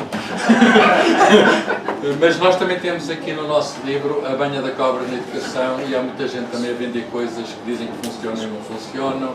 Muitas ideologias, muitos preconceitos, muitos problemas que nós temos na educação porque querem fazer afirmações pretensamente científicas quando não são. São apenas ideias que eles têm, já viram a quantidade de ministros que já tivemos a educação de 2005 de abril e cada um tem ideias diferentes e já tem visto o que tem sido. Quer dizer, eu acho que devia haver, enfim, mais alguma consistência e mais algum acordo sobre isso. Mas está aqui, página 220, chama-se A Banha da Cobra na Educação. Também há a Banha da Cobra na Educação. Há uma coisa que não se disse de Carlos Filiais, eu gostava de vos dizer. Estou na minha terra, moro curiosamente hoje não há políticos que eu conheço, mas são da maioria, são todos da minha terra. E há uma coisa que eu gostaria de dizer para o Carlos, que é negativo, mas o David poderia até já falar mal mais do Carlos. Muitas tive a direção, como sabe. O Carlos Filiais, além de toda a sua competência, isto vem a propósito de que esse tal espírito científico não se choca nada com a emoção, nem com o coração, nem com a literatura, nem nada disso, pelo contrário, enriquece isso tudo. Eu acho que o Pessoa foi um grande poeta que cresceu num ambiente onde havia cultura científica forte. Não é? E se forem verificar isso, onde há nos países da grande literatura, é também onde há cultura científica e ciência.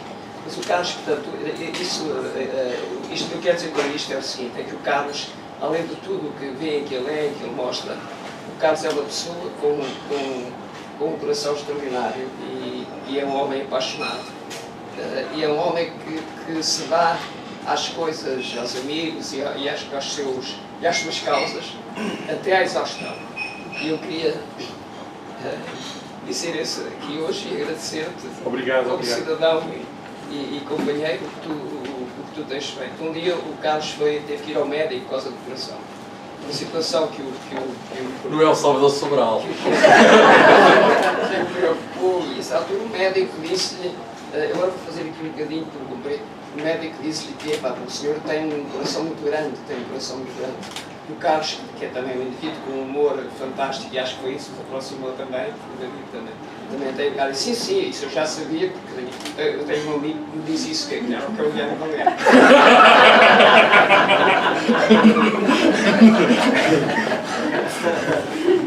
Pronto, uma novidade, Sr. Doutor. Tenho um grande coração, eu já sei. Eu tinha uma questão, peço desculpa, foi um pouco para a educação e parece-me interessante. Aliás, em 2 domínios, que era o domínio, Sir Ken Robinson fala que as escolas matam a criatividade das crianças, as escolas atuais. Por outro lado, estava uma professora a falar que faz experiências com as crianças, mas a minha pergunta é outra. Considera a ciência democrática ao ponto de estar disseminada pelas escolas? Até porque, agradecendo o trabalho que tem feito pela ciência, desculpe David, mas a minha professora de olhar realmente... Prémio Ciência Viva. Não tanto na democracia, na ascensão política, mas antes mais em que a ciência seja algo dentro do currículo das escolas, que não aconteça só porque um professor lhe dá um estímulo para fazer qualquer coisa. Boa pergunta. Porque estes inimigos que falamos aqui da ciência, se calhar se tivermos um batalhão de jovens, de crianças preparadas para essa ciência, se calhar essas crianças estão habituadas. Hoje em dia uma criança não pensa no telemóvel quando nasce já tem telemóveis, não pensa nos carros quando nasce já tem carros. Se calhar a ciência, se ela for introduzida de uma forma não como algo de cientistas, peço desculpa, que a ciência não deve ser só praticada por cientistas, pois a ciência deve ser mais democrática, mais acessível a todos. E essa é a questão. Com que paradigma é que podíamos ter a ciência na educação? Como é que ela podia ser praticada? Podia ser a tal religião que podíamos ter do conhecimento, não pela ignorância? O que é que podíamos fazer? Religião, a palavra é um bocado mais. É mais pesada, certo? Mas boa pergunta, mas eu percebo a pergunta. A questão é, a ciência está casada com a escola? Devia estar mais casada com a escola? Primeira coisa, a escola é insubstituível. Eu não sei o futuro da humanidade, mas sei sempre que enquanto houver humanidade, desculpa eu dizer que sei lá, mas é das coisas mais seguras que eu tenho para mim, é isso que eu quero partilhar convosco.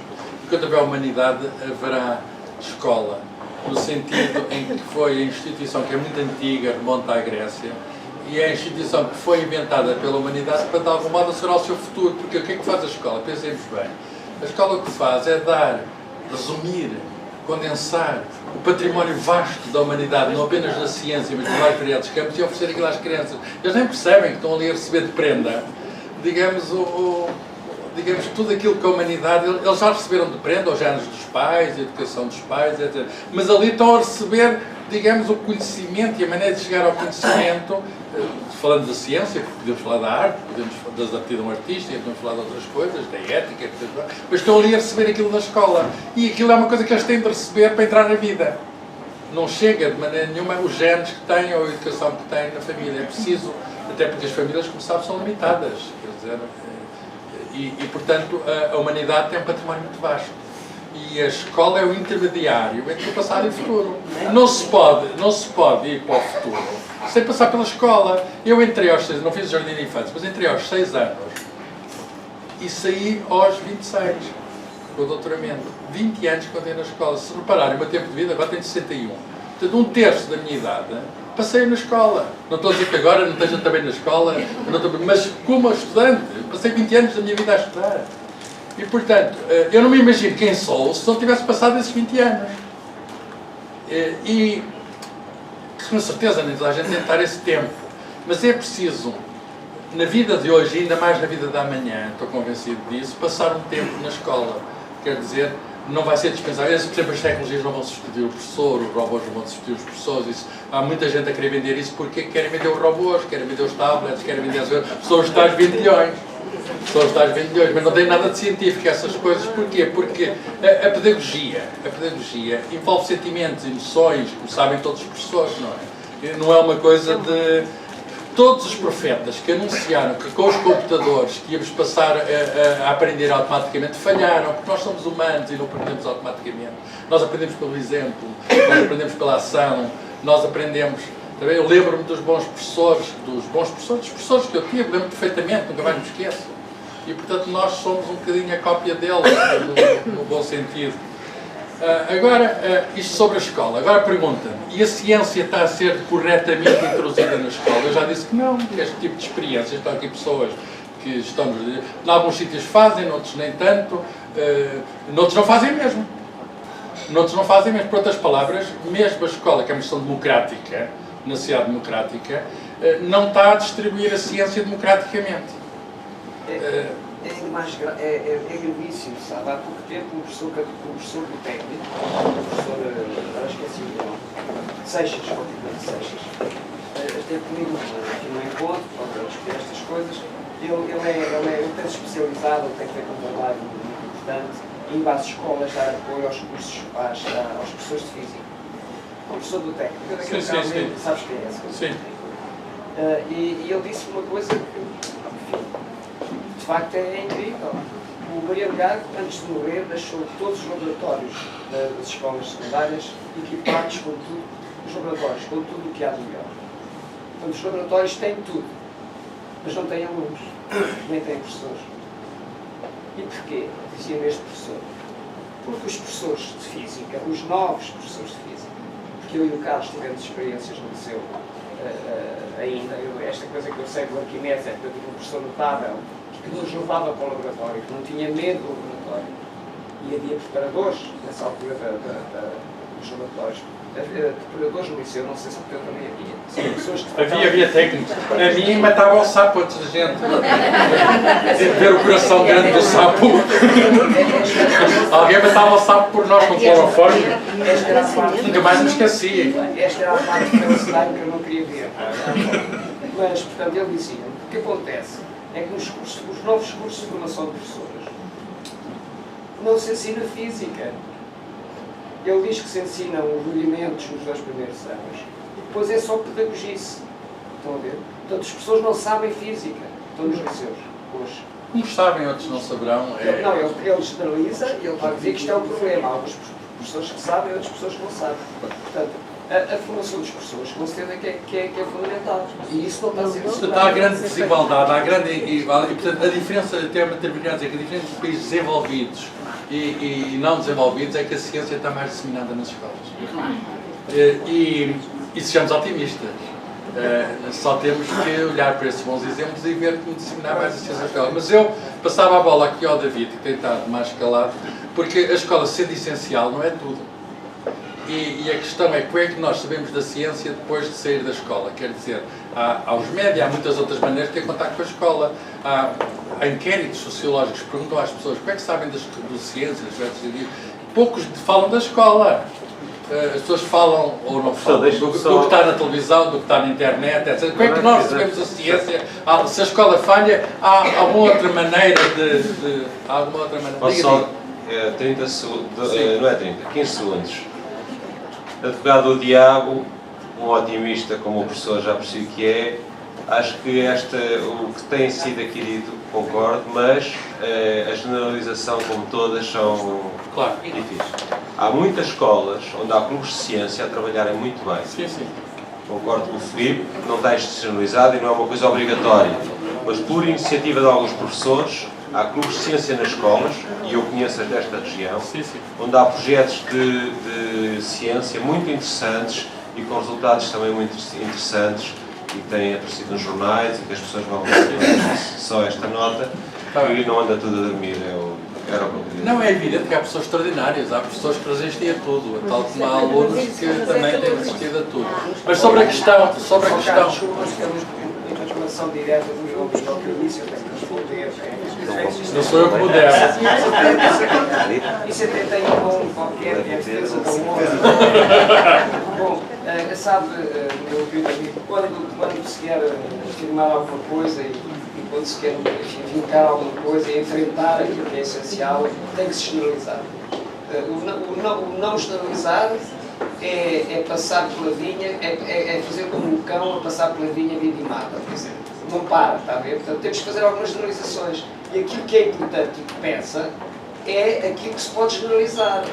A verdade é esta, que os novos professores não saem das escolas de formação de professores preparados para poderem dar a ciência das escolas. Isto é um facto, não sou eu que inventou este facto. É um homem que está no terreno, que vai às escolas e que vai dar apoio e que tem verificado disso. Mas por cima disso, é claro que há exceções, mas, por amor de Deus, então não há, senão não, enfim, claro que há exceções muito honrosas em professores velhos. Os velhos há muito, e os novos também há. Há problemas, vamos lá ver, relacionados com este, há um problema pior que eu vou sumariar. E espero que não fiquem Há uns inquéritos internacionais chamados PISA que permitem comparar os alunos portugueses com outros e até nesses inquéritos aparentemente temos progredido. Mas há uma pergunta que lá põe, além daquelas dos... Enfim, aquilo não tem a ver com os programas, tem a ver com a capacidade de resolver problemas, etc. Mas eles põem perguntas para avaliar o sistema educativo. E uma das perguntas, até, sei lá, do panorama cultural, social do país, uma das perguntas que põem é se as pessoas querem ser professores.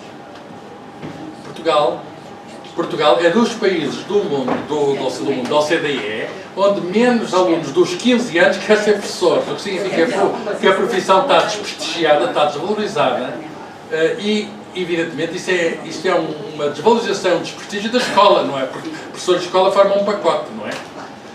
E pior ainda do que isso, quando se vai ver os resultados que essas pessoas têm nos PISA, os que querem ser professores são os piores.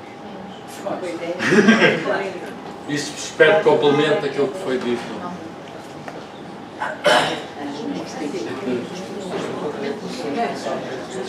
Portanto, é preciso fazer alguma coisa na educação. Para querer ser otimista, é preciso querer fazer alguma coisa. Bom, não sei se há mais alguma pergunta ou algum comentário. Este comentário ao controle da informação que os mídias nos passam, não é? Olhando para os mídias, nós se calhar acreditamos que é possível tratar uma série de tumores, porque manchetes com descoberta para o cancro por equipa portuguesa. Aquilo é ratinhos, não é? Nós somos melhor a curar o cancro em ratinhos do que em pessoas. Como gerir isso? Porque isso descredibiliza a ciência. Depois a pessoa, sim, é ciência, e depois afinal não. A representação... Essa intervenção é muito inteligente, muito oportuna, muita luta, parabéns. A representação da ciência dos média, é verdade que tem problemas. Os média têm vários problemas a representar a ciência. Por exemplo, no campo da saúde tem imensos problemas. O jornalismo de ciência muitas vezes apenas utiliza uma única fonte, tende a exagerar os benefícios do tratamento, ignorando os efeitos secundários, tende a ignorar alternativas, portanto, tende de alguma forma a fazer eco de um certo otimismo de quem inventa aquela ideia.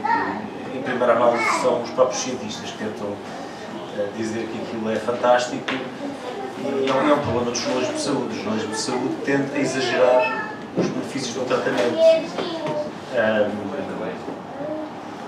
Em geral, por mau jornalismo, não é só basta dizer mau jornalismo, porque é o jornalismo que se baseia numa única fonte, que é possivelmente o comunicado de imprensa da universidade que produziu o trabalho da agência de comunicação e acho que é um problema do jornalismo. Mas a televisão pública. Sim, a televisão pública, infelizmente, não trata melhor a ciência do que a televisão privada, por exemplo. A ciência praticamente não chega à televisão. E o problema da ciência nos meios de comunicação social é um pouco a diminuição dos jornalistas especializados em ciência nas redações, quer nas redações da imprensa, quer das televisões, quer das rádios. E isso tem a ver um bocadinho com a crise dos jornais, ou a crise dos meios de comunicação social, que com o advento da internet ainda não encontraram um modelo de negócio que lhes permita sobreviver e têm vindo a encolher as suas redações e a ciência é em geral considerada como dispensável. O que é fundamental numa relação é obviamente a política e o desporto, alguma sociedade e depois o resto é acessório. E por vezes a ciência nos meios de comunicação social é retratada como um conjunto de curiosidades avulsas em que tudo é possível, que são notícias como, por exemplo, o dia mais deprimente do ano, um estudo inventado por um psicólogo que se dizia da Universidade de Cardiff, em 2000 a 2001, que diz que inventou uma fórmula matemática que chegava à conclusão que o dia, acho que era a terceira segunda-feira do ano, era o dia mais deprimente do ano, a Blue Monday. Só que ele inventou aquilo e aquilo já foi inventou aquilo como parte de uma campanha publicitária, penso, das agências de viagens, uma agência de viagens que queria vender viagens, para que as pessoas se animassem com as viagens, e então ele já reconheceu isso, e isto já foi desmontado, todos os anos de ser desmontado, mas todos os anos se volta a aparecer. Hoje é o dia mais deprimente do ano. E esta ideia da ciência como um conjunto de curiosidades avulsas em que tudo é possível é uma ideia distorcida da ciência, e a ciência dos meios de comunicação social por vezes é muito representada desta maneira. As notícias não são sobre ciência, são sobre a publicação de artigos científicos. E isso é uma coisa muito diferente, porque Um artigo científico é um postal ilustrado. Nós, quando queremos saber o conhecimento da ciência acerca de um determinado assunto, não podemos olhar só para um artigo, temos que olhar para a paisagem toda. Temos que fazer uma revisão da literatura científica. E a ciência não faz isso. A ciência, por exemplo, há estudos, por exemplo, da cobertura noticiosa sobre a cafeína, o café, ao longo, por exemplo, de 10 anos. E o café passa de bestial a besta conforme a última stake científica. Ou o café é péssimo para as grávidas, ou é ótimo para as grávidas, ou prefere o cancro, ou faz bem a tudo, ou não faz bem a nada. Portanto, vai, por exemplo, a aspirina. A aspirina também é outro caso. A aspirina também vai desde fazer bem a tudo, antes de matar rapidamente. E acaba por se criar uma esquizofrenia noticiosa, porque no fundo o que acontece é que é considerado sempre um artigo, o último artigo, e não a paisagem toda. E esse artigo até pode estar errado. Na ciência publicam-se artigos errados, muitas vezes o processo científico lida bem com isso, portanto a ciência internamente lida bem com isso, os cientistas sabem rever a literatura científica e dar um peso adequado a um artigo, por vezes na comunicação social é que não. E dá a ideia como a ciência é uma coisa esquizofrénica, em que uma coisa e o seu contrário mudam como muda o tempo. E não é assim. A ciência não é bem representada na comunicação social. Pois não. E isso tem levado muitos cientistas a aproximarem-se mais, é o meu caso. Qual é a minha relação com a comunicação social? É muito curiosa. Porque eu sempre de pequeno, eu devo muito aos jornais, porque eu comecei a ler através dos jornais ainda antes da escola. Eu vi o Jornal do Século, eu comecei a ver o suplemento do Pim Pam Pum, e eu comecei a juntar as letras nos títulos de jornais. Ainda hoje eu sou viciado em jornais, papel, ainda leio papel, ainda há alguém que lê papel. E enfim, estreiei-me, do ponto de vista científico, eu dei uma entrevista antes, mas não interessa agora, porque era um prémio escolar, dei uma entrevista. Mas estreiei-me na ciência como pintura. Eu borrei a pintura. Mas depois do doutoramento, depois de vir da Alemanha, onde eu estudei 3 anos e meio, havia uma reunião de cientistas e havia um problema que ainda há hoje, na altura numa escala muito mais grave, não havia dinheiro. E então fizemos uma conferência de imprensa, a dizer que não tínhamos material para isto, e eu era um dos mais novos. E os jornalistas que são chamados à conferência de imprensa, um jornalista engraçou com aquele que era mais novo, que tinha menos o ar de cientista. Eu não tinha este aspecto assim mais científico que tenho hoje. E fez uma longa entrevista. E me perguntou-me as coisas mais variadas, etc. E eu pensei, bem, ele vai escolher daqui as melhores coisas. Eu era ingênuo, jovem, doutorado. Ele vai escolher daqui as melhores coisas.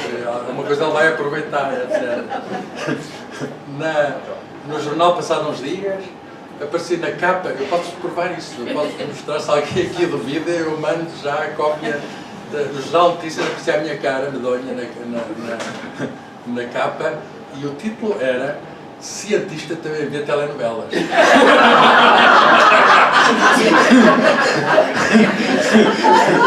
E via na altura de uma Gabriela muito engraçada. Portanto, não sei se estão a ver. E eu fiquei chocado, eu confesso que fiquei chocado, mas então a minha reputação vai para o abaixo. Agora acabo de chegar com um físico teórico da Alemanha e já andam a dizer, aparecer nos jornais para andar na televisão. E depois eu percebi, quer dizer, eles... não, percebi que a atitude do jornalista não foi assim tão estranha como isso, é que as pessoas pensavam que eram uns animais esquisitos, sei lá, não dormiam, não lavavam os dentes, não comiam, de manhã pensavam que... E, de algum modo, eu aprendi que há mais mundo para aquele que é o nosso mundo e que se calhar estava a fazer mais bem do que mal transmitir aquela mensagem. Ele estava a dizer que havia cientistas, e na altura em Portugal, isto foi anos, eu acabei em 82, e portanto isto foi 84, 85. Nessa altura não se falava muito de ciência em Portugal, ciência era uma coisa, agora está nos jornais, mas na altura eu falava cientista português, o que é isso? E portanto aquele título acabou por ter algum efeito e eu entrei no mundo dos jornalistas para perceber, eu represento os cidadãos comuns com as virtudes e os defeitos dos cidadãos comuns e para aquele efeito também está bem. Depois disso eu tenho a dizer que até tenho sido favorecido pelos jornalistas. porque eu digo umas coisas as mais variadas e eles têm escolhido as que estão menos erradas. E portanto às vezes eu próprio leio aquilo que está no jornal que eu apareço muitas vezes. Epá, fui eu que disse isto, que é E há exceções também nos jornais. Claro. Eu tenho há 10 anos uma coluna no Público e permitem-me que eu escreva sobre qualquer coisa. O que é também importante, do ponto de vista do fulano que vê telenovelas, também o fulano pode ter opiniões sobre política, sobre seja o que for, futebol, já escrevi sobre todos os mais variados assuntos, etc. E é evidente, quando eu estou a falar, não é na qualidade de cientista, mas também mostra que o cientista é humano e que claro, não estou a dizer que sou melhor nem pior que os outros, mas é uma profissão como outra qualquer, se há tantos advogados a escrever, porque é que não há de haver um... Mas não há assim tantos cientistas a escrever jornais. Eu já escrevo no Público há 10 anos seguidos. E às vezes são coisas controversas, às vezes enfim, recebo muitas mensagens, nem sempre de apoio, porque eu tenho este defeito que tenho, como é que é, o coração ao pé da boca, não. Tenho mais, dizem que tenho o centro do pensamento muito perto da boca, o que é verdade. Bom, senhoras e senhores, tendo em conta que já passa das 20 horas e que os nossos autores ainda têm sessão de autógrafos, penso que podemos dar por encerrada esta sessão. Muito obrigada a todos por terem vindo. Muito obrigada, Carlos. Obrigada pela divulgação. Muito obrigada pela